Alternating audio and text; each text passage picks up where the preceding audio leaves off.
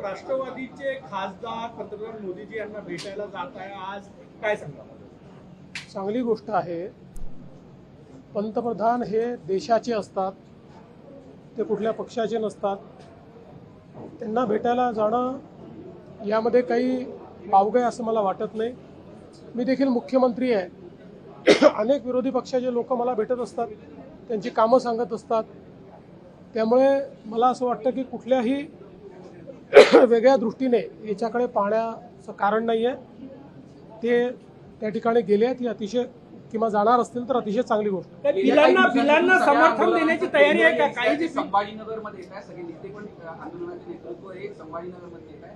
14 तारखेला तिरंगा रॅली संभाजीनगरला आपण होत आहे, आपण स्वतः नेतृत्व करताय. असं आहे की संपूर्ण महाराष्ट्रामध्ये तिरंगा रॅली होत आहेत, देशात तिरंगा रॅली होत आहेत.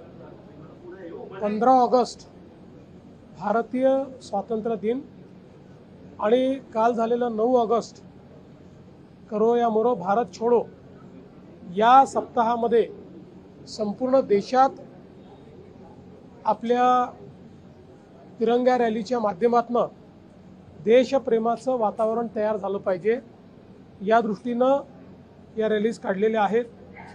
आज मुंबईच्या रॅलीमध्ये मी जाणार आहे, उद्या पुण्याच्या रॅलीत जाणार आहे आणि 14 तारखेला छत्रपती संभाजीनगरच्या रॅलीत मी जाणार आहे. गडचिरोलीचे पालकमंत्री आहात तुम्ही, तिथे 3 विद्यार्थ्यांचा खासगी आश्रमशाळेत मृत्यू झालेला आहे. चौकशी केली जाईल का? गंभीर प्रकरण आहे. सर्पदंशाने मृत्यू झालेला आहे अशी बातमी मलाही मिळालेली आहे. या संदर्भात अधिकची माहिती मी मागितलेली.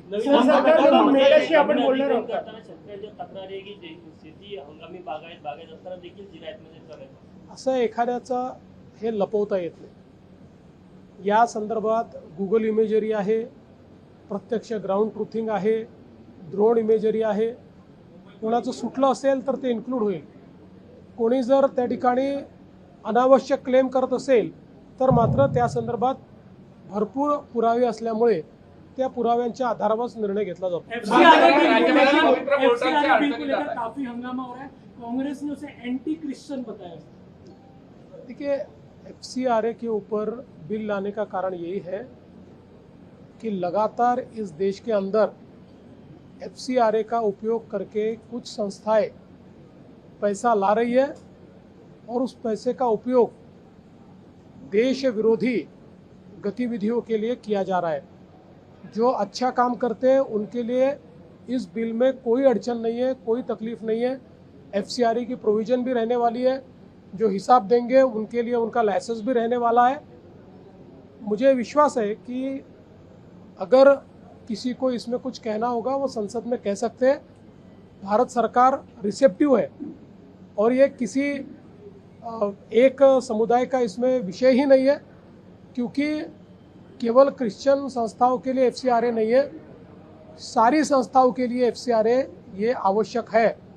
और सारी संस्थाएं किसी भी समाज की हो, जो संस्थाएं जिनको फॉरेन से डोनेशन मिलता है उनको FCRA ये आवश्यक है. अमेरिकेमधनं बरेच स्टेटमेंट येत आहे FCRA वरनं. खरं तर भारताचा अंतर्गत हा सगळा विषय आणि सगळ्या ज्या संस्थांना हे विकतात त्यावरून हे सगळं FCRA बिल आणणं का गरजेचं आहे या स्टेटमेंटवरूनच लक्षात येतं की अमेरिकेतल्या काही लोकांना FCRAचं अमेंडमेंट बिल येत आहे याची मिरची लागली. याचा अर्थ काय आहे? पण मी पुन्हा एकदा सांगतो की केंद्रातलं सरकार सगळ्यांचं म्हणणं ऐकून घेणारं सरकार आहे. हे कुठल्याही एका समुदायाच्या विरोधात बिलकुल नाही.